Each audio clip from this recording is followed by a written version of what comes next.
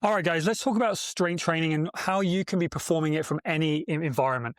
I think when it comes to integrating strength and conditioning work into a endurance-based training program, so whether you're a running, riding, multi-sport athlete, you're aware that you want to be doing some form of strength and conditioning work, but you find it hard to integrate into your week. You find it hard to understand what it needs to look like.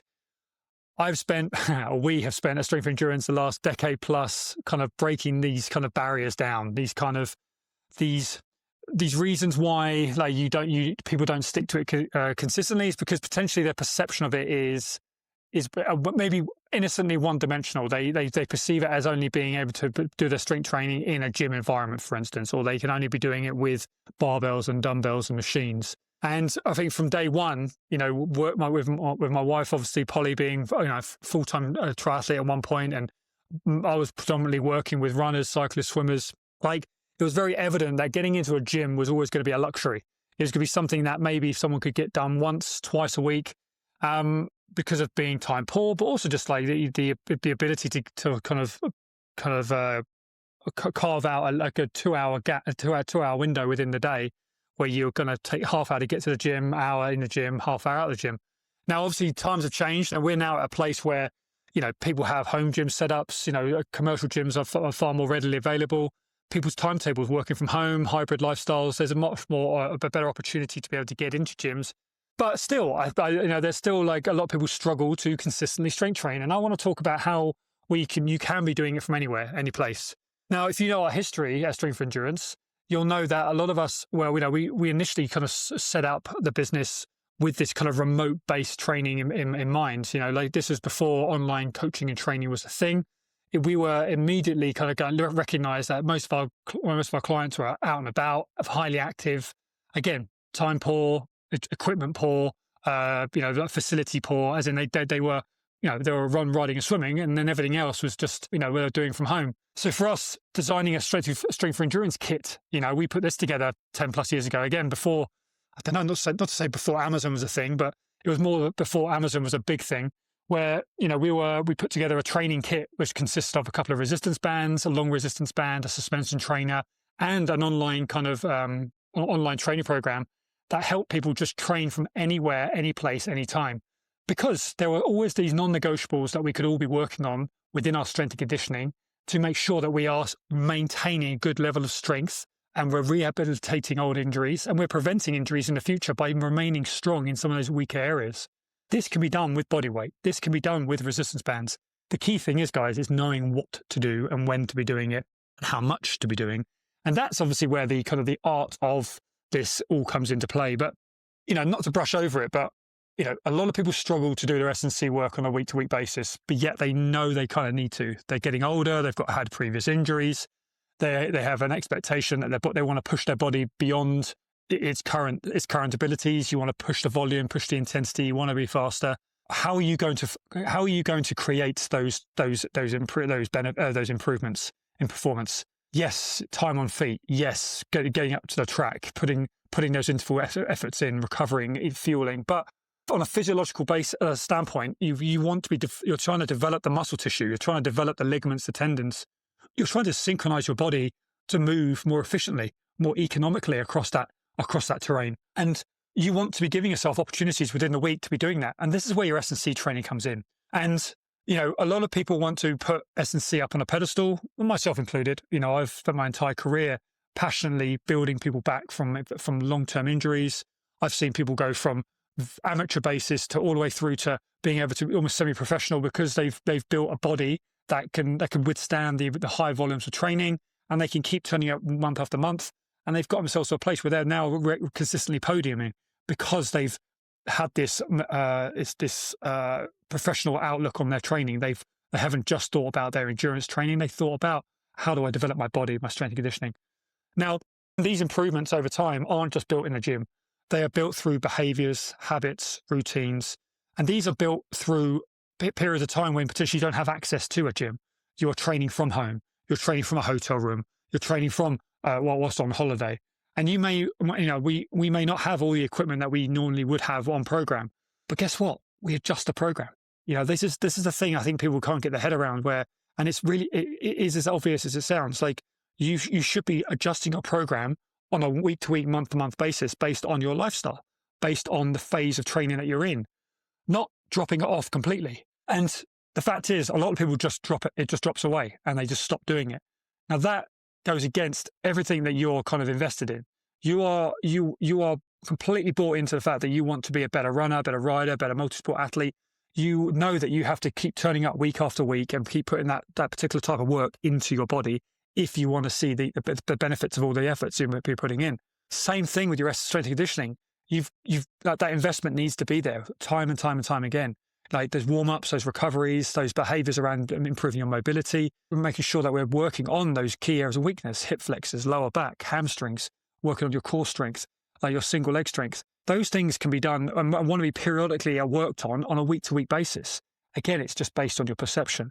So when it comes to like the environments that we're in, like let's picture all of them. Let's think about, from the commercial gym setup where you've got every toy and every machine and every piece of equipment available to you, all the way through to you're stood there in your living room surrounded by your lifestyle, your sofas, your settees, etc., and you've just got a pair of resistance bands in your hands. Like from those environments from a garage to an outdoor setup to a home gym setup to a commercial gym, like all of these environments can provide an environment that you can get some productive work done. Now, what that looks like, well, that's going to be based upon you. That wants to be based upon what your kind of obvious areas of weakness are. We all have them. Some of us have dominances. Some of us have strengths from previous sports. Some of us have weaknesses from previous injuries. We have certain areas that we know we need to hit time and time and time again. Some of us have mobility issues where we struggle through moving well through our hips, through our hip flexors, through our ankles. We know that we need to be consistently working on this because we then counter it by sitting behind a desk. We're sitting on a bike, doing high volumes of running. Some of us have had previous injuries. We have significant imbalances left versus right we need to work on. Some of us need to be working on our low-level plyometric ability.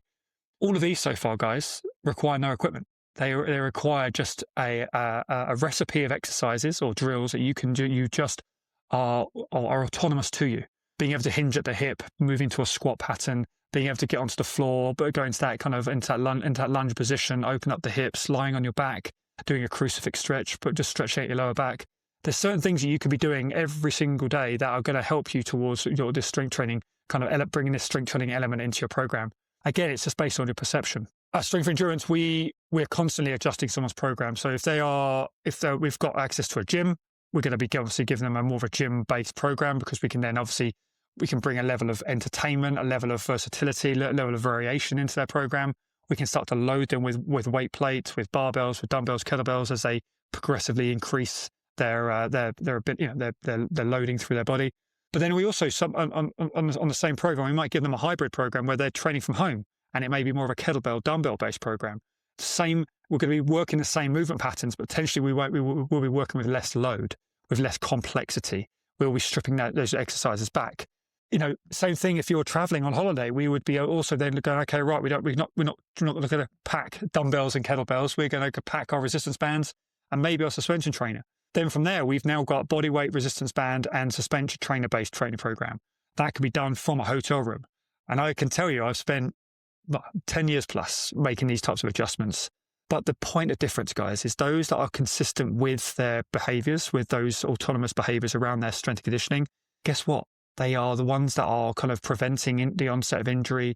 They're keeping the body ticking over. They're moving well. They come back from a holiday. They come back from these work trips, and they can just move smoothly back into those high volume, those high intensity training sessions up on the track, out on the trail, because they put that necessary maintenance into their body.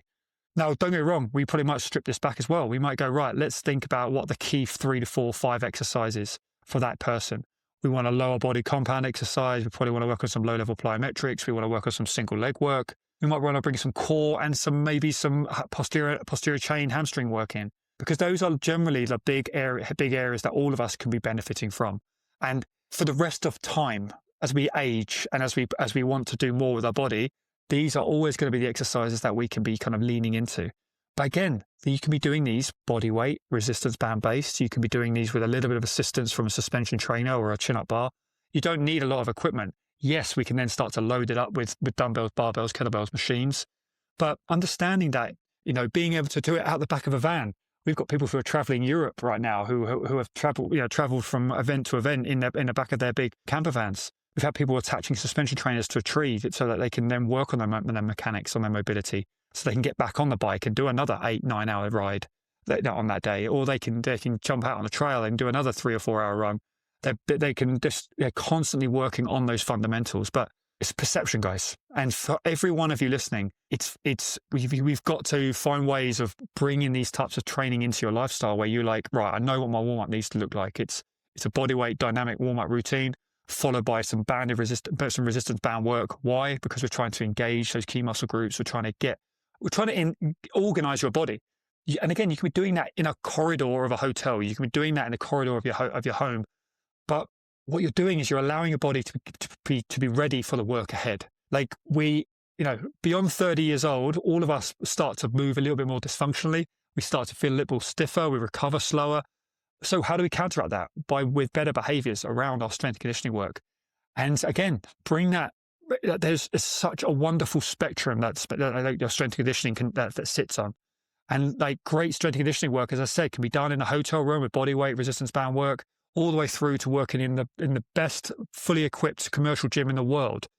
There's a wonderful spectrum that all sits on. Now, people obviously have pride of place, and they'll say that they only primarily do their work in the gym. Fine, but what I'm telling you is that we've seen week after week success with our clients because we adjust their perception of where that work can be done and how well it can be done on a week-to-week basis. And you're just adjusting the complexity of the exercises, the intensity of the exercises, but the behavior behind it, like the intention is still there time and time again. I am going into this session because I want to make sure that I'm moving well. I'm going into the session because I want to work on my ankle mobility. I'm going into the session because I want to prevent that previous injury from ever rearing its ugly head again. What do I need to do? Well, I'm going to double down on bullying my single leg strength today. I'm going to working on those split squats. I'm going to load my hamstrings. I'm going to then work on some core and some mobility work to finish. But you're ticking those wonderful boxes that are going to go a long way to allowing you to train long term.